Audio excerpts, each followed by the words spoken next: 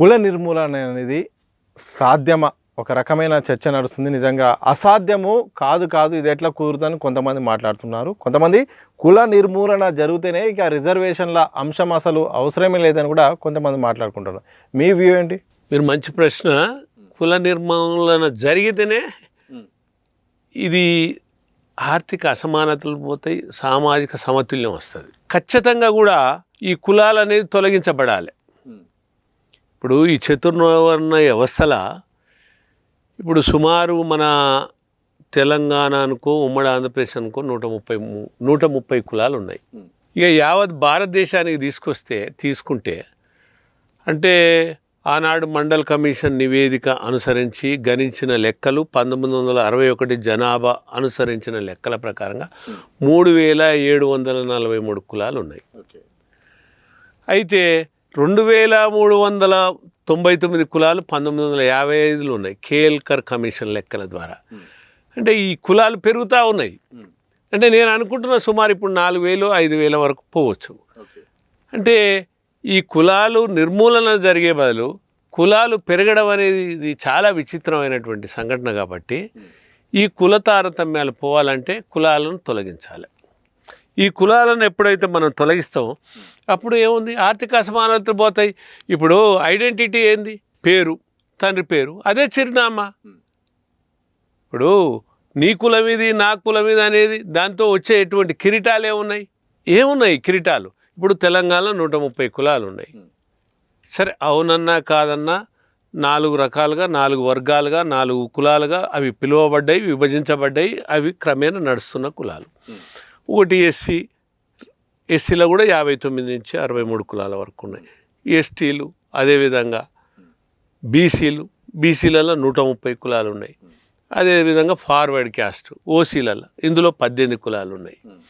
అంటే ఈ 4 వర్గాలు ఉన్నటువంటి ఎస్సీలైనా, ఎస్టీలైనా, బీసీలైనా, ఫార్వర్డ్ క్యాస్ట్ అయినా ఈ 4 వర్గాలు ఉన్నటువంటి వాళ్లకు అసలు ఎక్కడ సమస్య వస్తుందంటే ఈ రిజర్వేషన్లు అనేటువంటి అంశం మీదనే కులాలు డివిజన్ అవుతున్నాయి. రిజర్వేషన్ల బట్టి డివిజన్ అవుతున్నాయా, లేకపోతే అసమానతల కారణంగా రిజర్వేషన్లు వచ్చాయి కదా?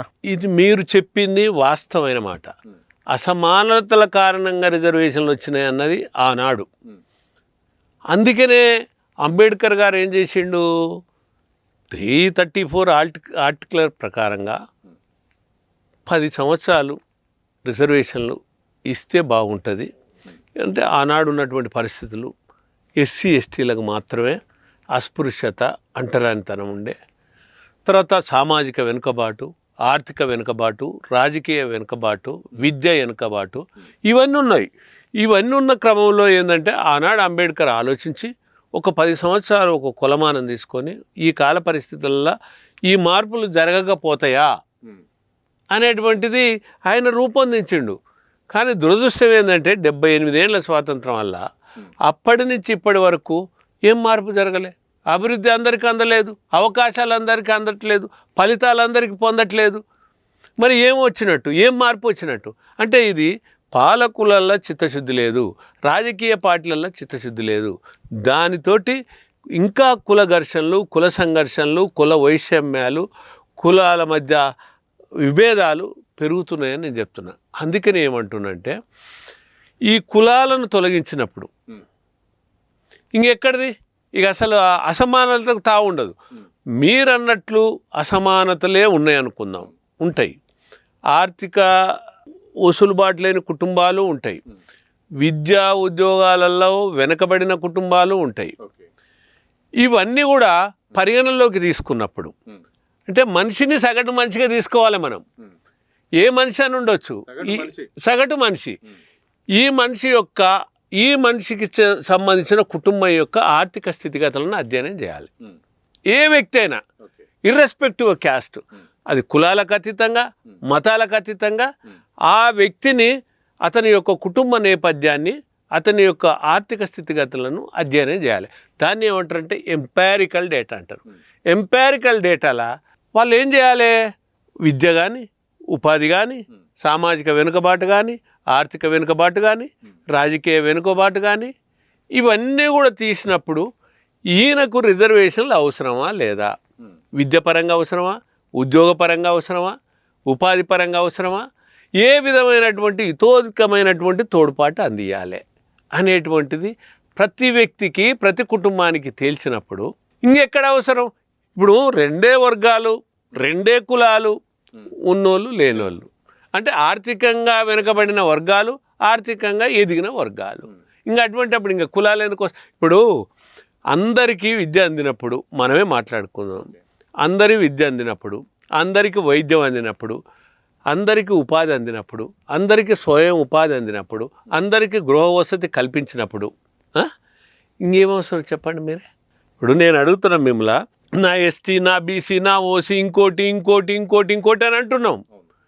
ఇక 130 కులాల చాకలి, మంగలి, వడ్రంగి, కుమ్మరి, కమ్మరి, యాదవ, గౌడ, ఇట్లా ఎన్ని రకాలైన కులాలైనా కానీ, ఎస్సీలలో ఉన్నటువంటి 59, 60 కులాలైనా కానీ, ఎస్టీలలో ఉన్నటువంటి తెగలైనా కానీ, లేదా అగ్రకులాలు ఉన్నటువంటి ఈ 18 కులాలు కానీ, ఏ కులంలోనైనా సగటు మనిషిగా మనం తీసుకున్నప్పుడు ఆ కుటుంబం యొక్క స్థితిగతులను అధ్యయనం చేసి మనం రిజర్వేషన్లు ఇస్తాం అనుకో, ఇంకొక పంచాయతీ ఎక్కడ మీరు చెప్పండి? ఎందుకు తొలగించడం ఎందుకు కష్టం? దేనికి కష్టం అవుతుంది అంటున్నా.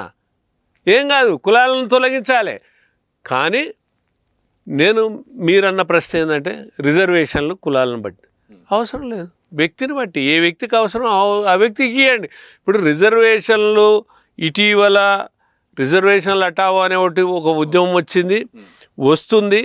దానికి చాలామంది, లక్షలాది మంది దాని పట్ల ఏది ఆకర్షితులవుతుర్రా లేకపోతే ఆలోచిస్తుర్రా అనేది పక్క పెడితే, నేనేమంటున్నానంటే దానివల్ల కూడా పూర్తి పరిష్కారం కాదు.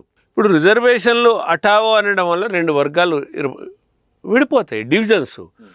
ఒకటి రిజర్వేషన్లు కావాలని ఒక వర్గం అయితే వద్దని రెండో వర్గం, మళ్ళీ డివిజన్సే వస్తాయి కదా. దానివల్ల సమన్యాయం ఎట్లా జరుగుతుంది? ఇప్పుడు దానికి పరిష్కారం కూడా చెప్పాలి కదా. వద్దంటున్నావు, ఎందుకు వద్దంటున్నావు, మరి ఎవరికి కావాలి, ఎందుకు కావాలి అనేది కూడా చెప్పాలి కదా. కాబట్టి ఈ ఏకపక్షంగా మాట్లాడేది సహేతుకమైనటువంటి ఆలోచన కాదు. అందుకే నేనేం చెప్పదలుచుకున్నంటే, ఈ రిజర్వేషన్లలో రిఫార్మ్స్ తీసుకురావాలి, అంటే సంస్కరణలు తీసుకురావాలి. ఈ సంస్కరణలు ఎప్పుడైతే మనం తెచ్చి, ఇది ఎవరికి రిజర్వేషన్లు అవసరమో, ఈ కులాలకు అతీతంగా, మతాలకు అతీతంగా ఎవరికి అవసరమో వాళ్ళకు మనం రిజర్వేషన్లు ఇచ్చినప్పుడు అప్పుడు ఇక కులాలు ఎక్కడ ఉంటాయి? అందుకే నేను ఏమంటున్నా అంటే, అసలు ప్రతి వాళ్ళు కూడా అంబేద్కర్ను అనుసరిస్తారు, అనుసరించినట్టు మాట్లాడతారు, కానీ అంబేద్కర్ ఆశయాన్ని మాత్రం ముందుకు తీసుకెళ్ళరా? ఎవరు తీసుకెళ్తారు? అన్ని ఓట్ల కొరకు కొంగ జపాలు, దొంగ నాటకాలు, కులాల జపాలు చేస్తారు. రాజకీయ పార్టీలు అంతే, ప్రభుత్వాలు అంతే, కుల సంఘాలు కూడా అంతే. మేధావులు అనుకునే వాళ్ళు కూడా మేధావులు కాదు, వారు కుహనా మేధావులు వ్యవహరిస్తారు. నేను ఎందుకు అనాల్సి వస్తుందంటే, మీరు చూడండి, అంబేద్కర్ కూడా ఏమన్నాడంటే, ఫలితం పొందని, ప్రయోజనం అందని వర్గానికి ఫలితము ప్రాతినిధ్యం చేకూర్చమన్నాడు. ఆయన ఏమన్నాడు? ఎవరికైనా ఎవరికి అవసరం వాళ్ళకి కావాలన్నాడు. ఇంకా కులం ఏడన్నాడు, మతం ఏడన్నాడు అనలేదు కదా. మరి అటువంటి అప్పుడు అది చెప్పరు ఎవరు. ఇప్పుడు ఈ సోకాల్డ్ మహామేధావులు అనుకున్నటువంటి కుహనా మేధావులు ఎవరైతే ఉన్నారో, ఈ కుల సంఘ ప్రతినిధులు కానీ, పెద్దలుగా చలామనేటోళ్ళు కానీ ఆ రకంగా చెప్పరు. ఇప్పుడు ఇంకా నాకు బాధ అనిపించేది ఏంటంటే, ఈ మేధావులు అనుకున్నటువంటి ఇటీవలి కాలంలో కొంతమంది ఐఏఎస్లు చేసిన వాళ్ళు కూడా, జడ్జిలు రిటైర్డ్ అయిన వాళ్ళు కూడా, వాళ్ళు కూడా సమాజంలో తప్పుడు సంకేతాలు ఇస్తున్నారు.